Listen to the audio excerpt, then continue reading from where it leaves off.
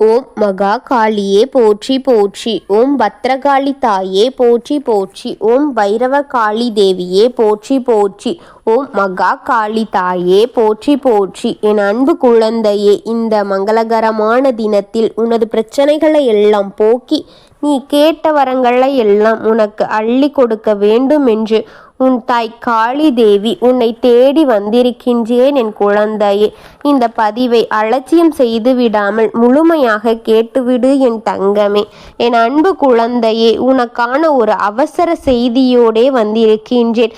அது இன்று இரவுக்குள் நடந்து முடிந்துவிடும் என் தங்கமே. அதனால் இதை உடனடியாக கேட்டுவிடு என் தங்கமே. நான் சொல்கின்ற தேதியின் அன்று இரவு நடக்க இருக்கும் இந்த செயலை நீ கேட்டுக்கொள் என் தங்கமே. அதை உன்னிடத்தில் கூறிவிட வேண்டும் என்றுதான் நான் வந்திருக்கின்றேன். அது என்ன? அந்த நேரத்தில் உன் வீட்டில் வாசலில் ஒன்று இருக்கக்கூடாது என் குழந்தையே. எல்லாமே உன்னிடத்தில் தெளிவாக சொல்லிவிட வேண்டும் என்று இன்று உன் தாய் உன்னை தேடி வந்திருக்கின்றேன். நான் சொல்வதை தெளிவாக சொல்லிவிடுகின்றேன். நீ பொறுமையாக கேட்டுவிடு என் தங்கமே. பொறுமையை இழந்து விடாதே பிள்ளையே.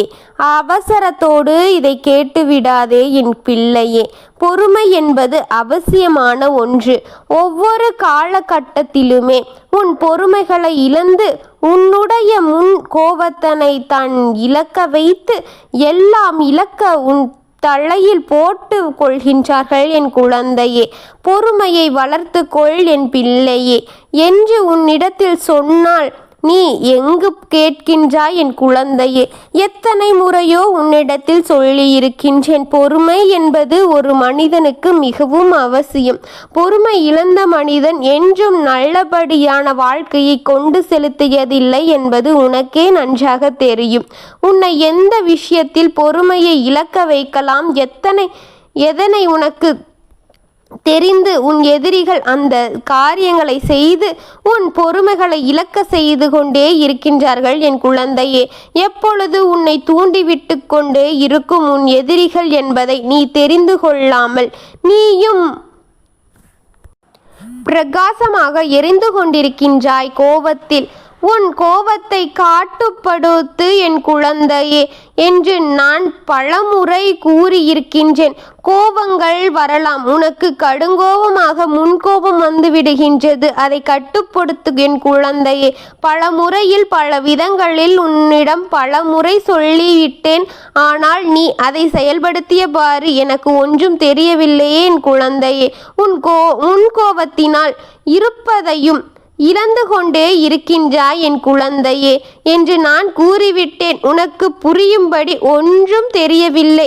யாரிடம் எப்படி பேசுவது, யாரிடம் எதை சொல்லுவது, எந்த நிலையில் எதை பேசுவது என்று தெரியாமல் மனிதன் மனதில் பட்டதை பேசி அதற்கான விளைவுகளையும் நீ வாங்கி கொண்டே இருக்கின்றாய்.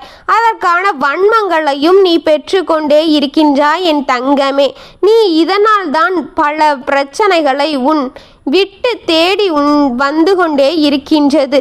நீ இது போன்று செய்வதன் காரணத்தினாலே உன் வீடு தேண்டி பல பிரச்சனைகள் வந்து கொண்டே இருக்கின்றது. முதலில் முன்கோபத்தை நிறுத்து என் பிள்ளையே. பல விதங்களில் நடப்பதையும் நடந்து கொண்டிருப்பதையும் நடக்கப் போவதையும் உனக்கு உணர்த்தி உன்னை காப்பாற்ற வேண்டும் என்று தான் நான் வந்திருக்கின்றேன். அந்த எண்ணமே உன் தாயின் மனதில் இருக்கின்றது. ஆனால் நீயோ முன்கோபத்தை அத்தனை இழந்து விடுகின்றாய். இதற்கு என்ன நான் செய்ய முடியும்? எதற்காக குழந்தையே அவர்களை பார்த்து நீ ஓடி ஒளிந்து கொண்டிருக்கின்றாய்? நீ ஓடாதே என் தங்கமே. நீ ஓடுதால்தான் அவர்கள் உன்னை துரத்தி கொண்டே இருப்பார்கள். நீ ஓடுவதை நிறுத்தி திரும்பி நிமிர்ந்து பார் என் தங்கமே. அவர்களும் உன்னை பார்த்து திரும்பி போய்விடுவார்கள். உன்னை பார்த்து சற்று பயம் வரும் என் தங்கமே. அவர் துரத்தும் தூரத்திற்கு நீயும் சென்று கொண்டே இருப்பது தவறு என் பிள்ளையே. நீ எதற்காகவும் பயப்படாதே. தைரியத்தோடு இரு. நான் இருக்கின்றேன் என்றும் உன்னுடன் பல முறை கூறியிருக்கின்றேன். நீ கேட்டவாறு தெரியவில்லை. சரி, அந்த பயம் மட்டும் உன் மனதில் விட்டு போகவில்லை என்றால் ஐயோ அடுத்த என்ன செய்து விடுவார்களோ என்று, ஐயோ அடுத்து என்ன கொடுத்து விடுவானோ என்று பயத்தில் அவனை பற்றி இத்தனை நிலையில் நீ யோசித்து கொண்டே இருக்கின்றாய். இன்னும் 24 மணி நேரமும் அவனை பற்றியே சிந்தித்து கொண்டிருக்கின்றாய். ஆனால் அவனோ உன்னை மறந்து நீ அவனை பற்றி மட்டுமே யோசித்து கொண்டிருக்கின்றாய். என் பிள்ளையே, துரோகிகளையும் எதிரிகளையும் மறந்துவிடு என் குழந்தையே. நீ மறப்பது மிகவும் நல்லது. இதையெல்லாம் துரோகிகளையும் எதிரிகளையும் மறப்பது நல்லது என் தங்கமே. நீ நினைவில் வைத்து கொண்டே இருந்தால் உன் வாழ்க்கைக்கு இனிமையானது கிடையாது என் தங்கமே. கசப்பாகத்தான் இருக்கும். உன் வாழ்க்கை எல்லாம் கசப்பாகவே தெரியும் என் தங்கமே. நீ அவர்களை மறப்பதே என் நல்லது என் தங்கமே. ஏனென்றால் நடந்தது முடிந்தது எல்லாம் அப்படிப்பட்ட செயல்களே. யாராலும் இனி அதை மறக்க முடியாது. ஆனால் நீ அதை மறக்க வேண்டும் என்று உன் தாய் நான் உன்னிடம் சொல்கின்றேன். அதை சற்று காது கொடுத்து கேட்டு அதன்படி நடந்து கொள். நீ அதை நினைவில் வைத்து கொண்டே இருந்தால் அது உன்னை தொடர்ந்து கொண்டே இருக்குமே தவிர உனக்கு நடக்க இருக்கும் நல்லதை எல்லாம் தவிர்த்து கொண்டே அதற்கு தடையாக நின்று கொண்டுதான் இருக்கும் தங்கமே. நினைவில் வைத்துக் கொள்வதை உன் நிலையில் வைத்துக்கொள். மறக்க முடியாததை மறந்துவிடு, மறக்க வேண்டியதை மறந்துவிடு என் பிள்ளையே. அது உன் வாழ்க்கைக்கு மிக உகந்தது. பலமுறை உன்னிடத்தில் நல்லதையும் கெட்டதையும் சொல்லி உன்னை ஆயுதம் படுத்தி கொண்டே இருக்கின்றேன்.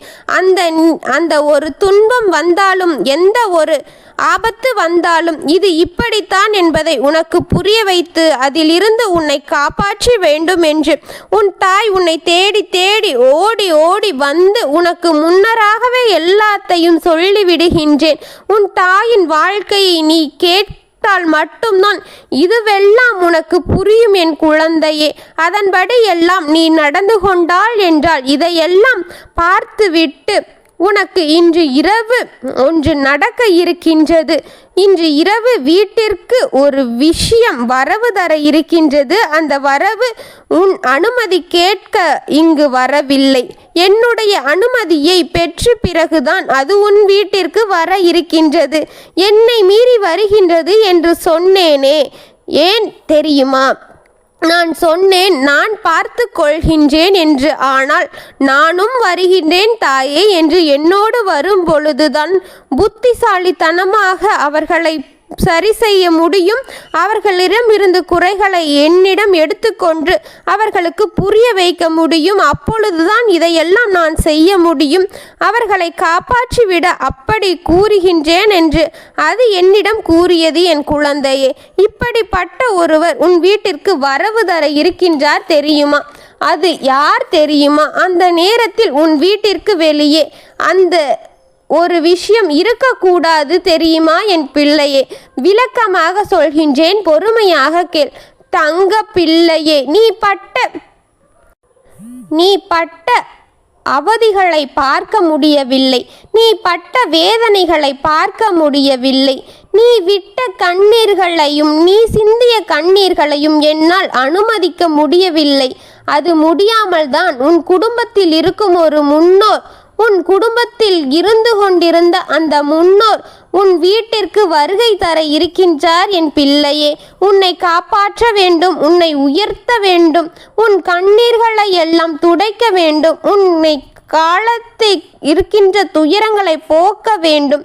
உனக்கு இருந்த அத்தனையுமே துரத்தி உன்னை காப்பாற்றி உன் வீட்டிற்குள் இருக்க வைக்க வேண்டும் என்று அந்த முன்னோர் நினைக்கின்றார் என் பிள்ளையே.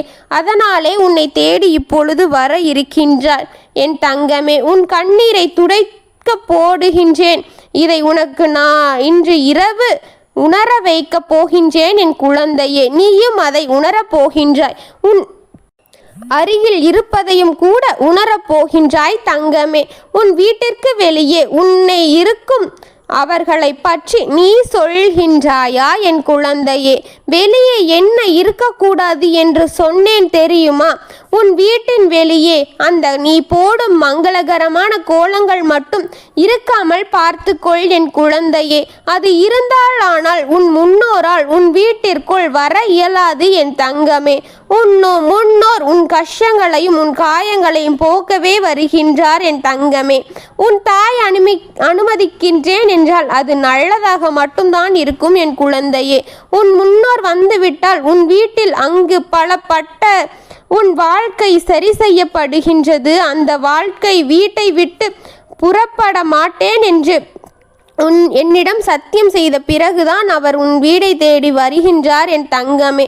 உன் முன்னோரை அலட்சியம் செய்யும்படி நீ உன் கோலங்களை போட்டு விடாதே என் தங்கமே. உன் கண்ணீரை துடைத்து உனக்கு நல்லதை கொடுப்பார் என் குழந்தையே.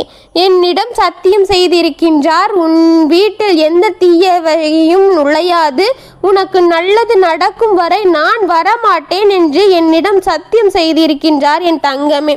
அதற்கு பிறகு உன் கண்ணீர் வந்தால் கூட ஆனந்த கண்ணீருக்கு கூட உன் கண்ணில் இருக்கும் அந்த கண்ணீர் வரக்கூடாது என்று முடிவை எடுத்து விட்டேன் என் தங்கமே.